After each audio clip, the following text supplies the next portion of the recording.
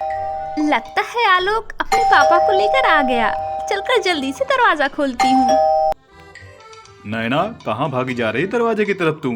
इतने नौकर है ना दरवाजा खोलने के लिए? क्या है ना पापा? अरे कौन हो तुम लोग और ऐसे कैसे अंदर घुसे चले आ रहे हो? पापा, यह आलोक और उनके पिताजी हैं। यह मेरा हाथ मांगने आए हैं। हैसियत देखिए तुम लोगों ने अपनी। भीमा, हरिया, इन दोनों को उठाकर बाहर फेंक दो। आलोक और नैना एक दूसरे को बहुत प्यार करते थे।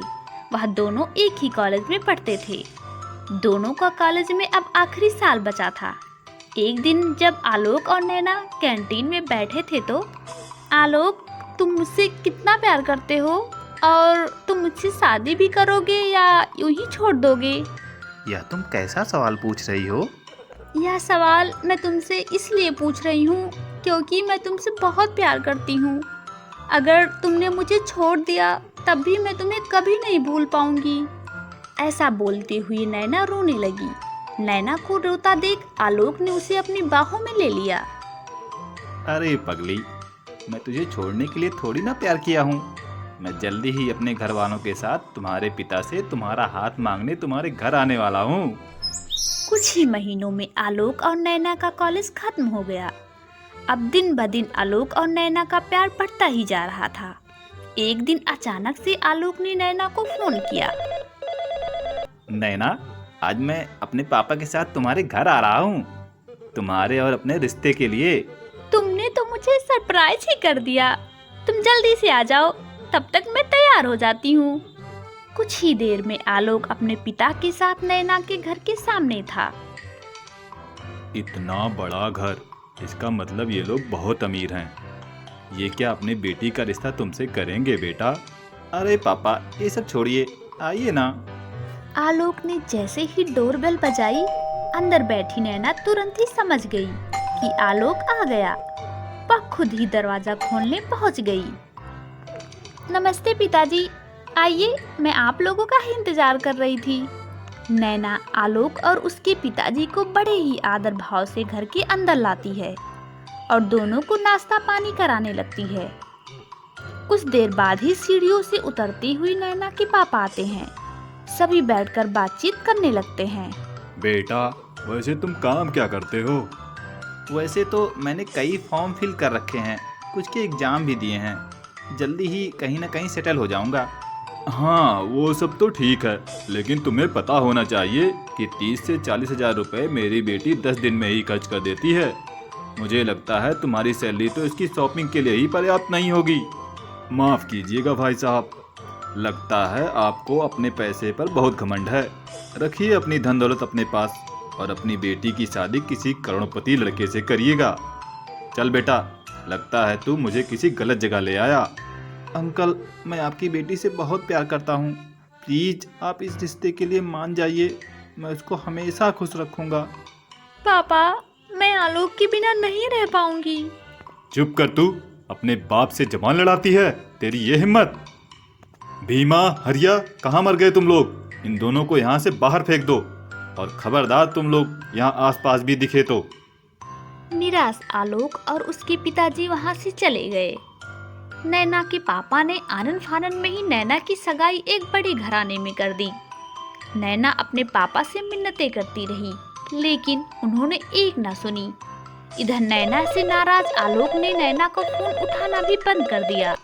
लेकिन एक दिन जब आलोक ने नैना का फोन रिसीव किया तो, आलोक, मेरे पिताजी ने मेरी सगाई जबरदस्ती किसी और से करवा दी है।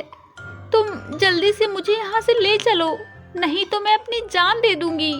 नैना, तुम ऐसा कोई काम नहीं करोगी जिससे तुम्हारे घर वालों को शर्मिंदगी महसूस करनी पड़े। अगर हमारा प्यार सच्चा है तो हम जरूर मिलेंगे।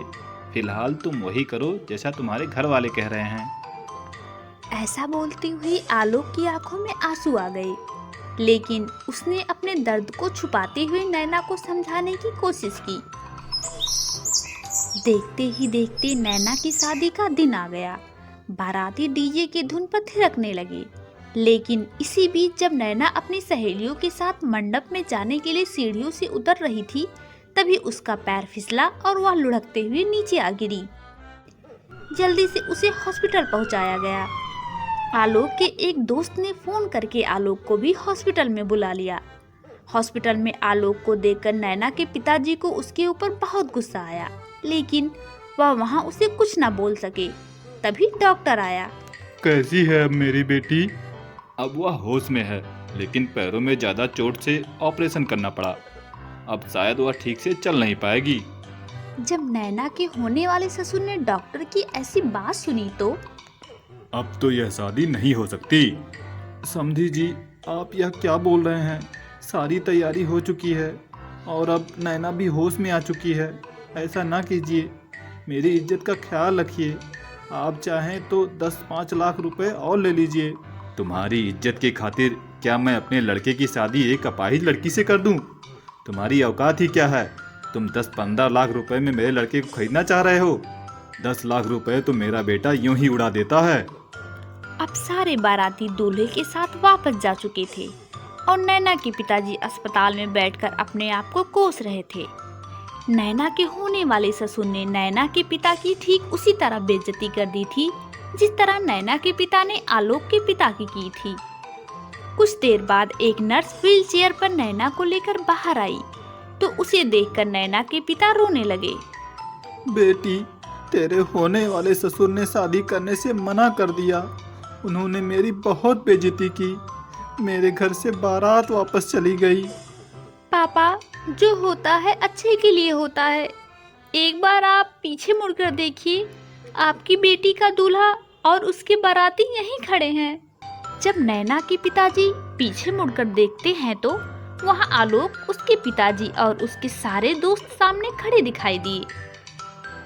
पापा, फैसला आपके हाथ में है कि आपको आपकी बराबरी की धन दौलत वाला लड़का चाहिए या आपकी इज्जत करने वाला और मुझसे सच्चा प्यार करने वाला।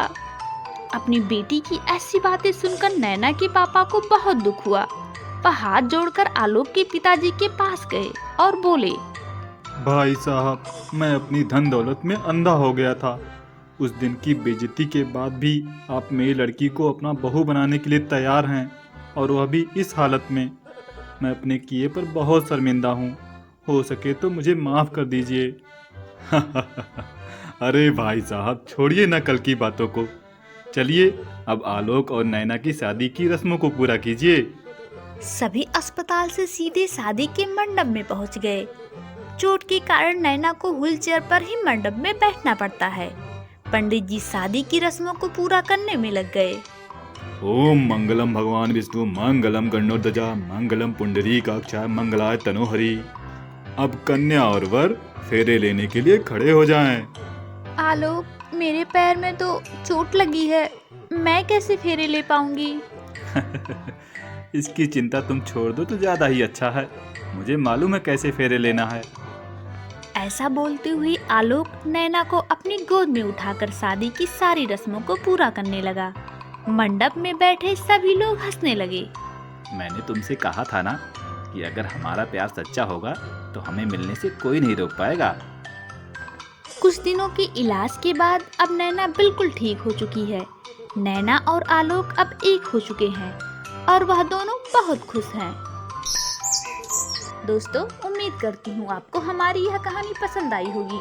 ऐसी ही और कहानी देखने के लिए प्लीज हमारे चैनल को सब्सक्राइब करें और अपने प्यारे प्यारे कमेंट करना बिल्कुल भी ना भूलें। दोस्तों, जल्द ही मिलेंगे एक नई मजेदार रोमांचक कहानी के साथ। नमस्ते।